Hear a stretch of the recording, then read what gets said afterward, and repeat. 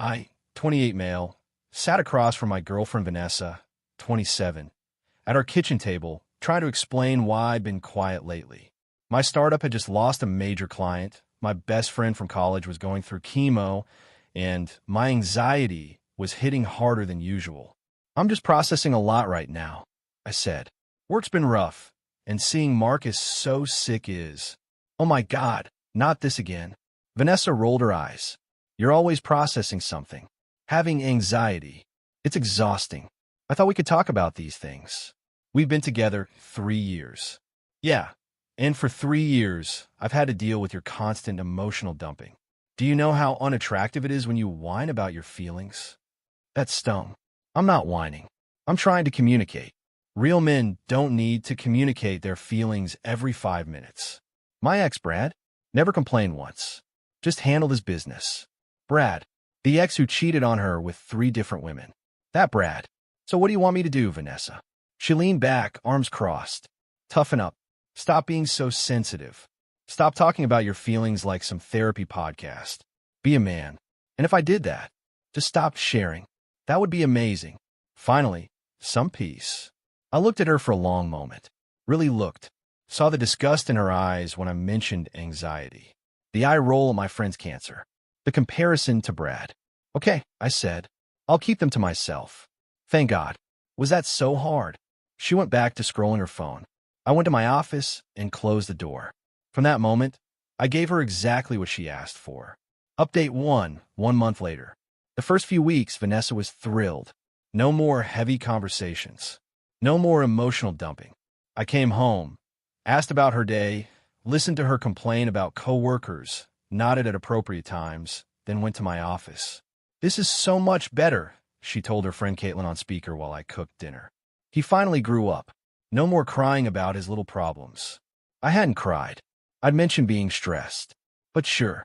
Meanwhile, I started therapy. Found a great therapist who actually encouraged emotional expression. Joined a men's support group. Turns out, lots of guys deal with partners who shame them for having feelings. My wife called me weak for crying at my dad's funeral, one guy shared. Mine said real men don't get depression, another added. I wasn't alone. That helped. At home, I perfected the art of pleasant emptiness. Vanessa would vent about her day. Her boss was mean. Her sister was annoying. Traffic was horrible. I nod, make neutral sounds, offer simple solutions. Maybe talk to HR? That's rough. Traffic's been bad lately. No emotional engagement. No deep conversations. Just surface-level responses. She didn't notice at first. Too busy enjoying her improved boyfriend. Then her grandmother got sick. Vanessa came home crying. Her family was discussing end-of-life care. She was devastated. She found me in my office, working. Didn't you hear me come in? She was sobbing. I did. Sounded like you were upset. My grandma's dying. Sorry to hear that. I turned back to my computer. That's it. Sorry to hear that. I spun my chair to face her. What would you like me to say? I need support. Comfort. This is horrible. Okay. That sucks. Hope she gets better. Are you serious right now? I'm being strong. Handling things. Like you wanted. Her face went red. This is different. This is my grandma. And Marcus is my best friend. But when I tried to talk about his cancer, you said it was exhausting. That's not. You can't. I'm not trying to be cruel, Vanessa. I'm giving you what you asked for. No emotional dumping. No feelings. Just handling business. She stormed out. Slammed the bedroom door. I heard her calling Caitlin, complaining about how cold I was being. I went to my support group that night. Talked about guilt versus boundaries. The facilitator made a good point. She didn't want you to have feelings. Now she's upset you're not managing hers. Update 2, 3 months later. Vanessa's grandmother passed. I attended the funeral, stood quietly beside her, offered tissues when needed. But no emotional support beyond the practical. Everyone keeps asking if we're okay, she hissed at the reception. You're acting like a robot. I'm being respectful and composed. Strong. You're being an asshole. I'm being what you asked for. Her family noticed. Her mom pulled her aside, asked if everything was all right between us. Vanessa lied, said we were fine, just dealing with grief differently. At home, she tried to force emotional responses. Picked fights about nothing. Created drama. I stayed calm, logical, solution-focused. The dishes weren't done. She'd yell, "I'll do them now." No defense, no emotion. "You forgot to call the plumber." "I'll call tomorrow." No excuses, no feelings. She started sleeping on the couch. Said I was emotionally abusive for not engaging with her feelings. I pointed out the irony. She didn't appreciate it. Meanwhile, my life outside our relationship improved. The support group became real friends. We'd grab beers, talk about everything: work stress, family issues, relationship problems. Real, vulnerable conversations. My startup recovered. Landed 2 new clients. Marcus finished chemo, prognosis good. I cried happy tears at his remission party. Felt good to feel, just not at home. Vanessa started getting desperate. She'd create increasingly dramatic situations, hoping to crack my emotional wall. Her car broke down. I arranged a tow, called an Uber, forwarded mechanic recommendations. No panic, no comfort, just solutions. Her friend betrayed her? That's unfortunate. Maybe distance yourself. No rage on her behalf. No emotional validation. She got passed over for a promotion? There'll be other opportunities. No sympathy, no shared disappointment. Each time, she'd explode. "Why don't you care?" "I care. I'm just not being emotional about it." "Like you wanted." Update 3, 5 months later. The breaking point came when Vanessa's dad had a heart attack. Mild one, full recovery expected, but scary. She called me from the hospital, hysterical. I drove there immediately, brought her coffee and a phone charger. Sat quietly while she cried. "Say something." She grabbed my hand. "Please. Your dad's getting excellent care. The survival rate for mild heart attacks is very high. I need you to feel this with me. I need my boyfriend. I am your boyfriend. I'm here. I'm being strong for you. I don't need strong. I need human. 3 months ago, you said being human was exhausting. That real men don't share feelings. I'm being the man you wanted." She broke, right there in the hospital waiting room, sobbing about how cold I'd become, how cruel, how she needed emotional connection. Her mom watched this breakdown, confused. "Honey, what's going on?" Vanessa, through tears, told her everything. How she demanded I stop sharing emotions. How I'd listened. How now she was suffering without emotional support. Her mom looked at me, then at her daughter. "You told him not to share feelings, and you're upset he listened? It's different.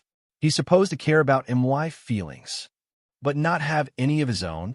Even Vanessa heard how it sounded. But instead of apologizing, she doubled down. "He's doing this to punish me. It's manipulation." "No," I said quietly. "It's compliance. You set the terms. I follow them." Her dad, from his hospital bed, weak but aware, called me over later. "Son," he said, "I don't know what's going on, but thank you for driving her here. For being here. Of course. She gets that from her mother sometimes. Thinking men should be rocks. I had to learn to stand up for my own emotional needs. Took years. I nodded. Didn't say more. Wasn't the time." Vanessa moved in with her parents temporarily to help with recovery. I supported this decision calmly, helped her pack, wished her dad well. She kept texting, oscillating between anger and pleading. "You've made your point. Can we please go back to normal? This is normal now. This is what you wanted. I didn't mean it like this.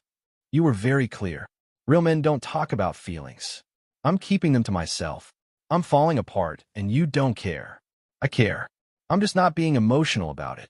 Hashtag final update. 8 months later. Vanessa lasted another month before ending it. Showed up with her brother to collect her things, made a big speech about emotional abuse and manipulation. "You destroyed us to prove a point," she said. "I gave you exactly what you asked for. No more, no less. You're sick. You need help. I'm in therapy. Actually, I've been for months. Working through what it means to have feelings in a relationship where they're not welcome." She tried to slap me. Her brother held her back. "I hope you're happy," she snarled. "You've lost the best thing in your life." "Have I?" She expected begging. Got nothing. Left screaming about how I'd regret this. How no woman would want an emotional robot. Plot twist. Lots of women want a man who can actually process and share emotions appropriately. Started dating Sarah from my support group sister. She was at one of our gatherings, heard our stories, was appalled. My ex was the opposite, she said. Never talked about anything real. I begged him to open up. We talked for hours. About anxiety, loss, dreams, fears. Real conversation. Real connection. Been together 6 months now. When my startup hit another rough patch, I came home and told her I was stressed. She made tea, listened, offered both emotional support and practical suggestions. When her mom got diagnosed with diabetes, we cried together, then researched treatment options together. Balance. What concept? Heard through mutual friends that Vanessa's dating Brad again. The ex who never complained. The cheater who handled his business. Apparently, he still doesn't share feelings. Also still doesn't share his location on Friday nights. Or his phone password. Or why he has Tinder notifications. But hey, at least he's not exhausting her with emotional communication. Her friend Caitlin reached out last month. Said Vanessa was miserable, but refused to admit why. Brad's cheating again, shocking. But when she tries to talk about how it makes her feel, he shuts down. Says she's being dramatic. Sound familiar? She keeps saying she wishes you two had worked out, Caitlin said. We could have.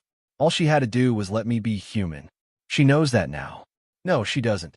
She knows she lost something, but not why. She'll blame me forever rather than examine her own toxic ideas about masculinity. And I was right. Vanessa started a blog about surviving emotional manipulation. Posts vague quotes about narcissists and emotional abusers. Has a whole following of women who've been victimized by cold men. My support group finds it hilarious. One guy printed out her post about men who weaponize silence and brought it to a meeting. Didn't she literally tell you to shut up about your feelings? He asked, repeatedly. And now she's mad you did? Apparently. We laughed. Not at her pain. That's real, even if self-inflicted. But at the absurdity of demanding someone change, then being angry when they do. Sarah asked me once if I regret how things ended with Vanessa. I regret that she couldn't see me as a whole person, I said. But I don't regret showing her the consequences of her demands. By becoming what she asked for, by respecting myself enough to leave a relationship where my humanity was a burden. That's the thing Vanessa still doesn't get. I didn't become a robot to punish her. I protected my emotional self by sharing it only with people who valued it. She got exactly what she asked for, a man who didn't burden her with feelings. Turns out, that's a pretty empty relationship. But hey, at least it wasn't exhausting.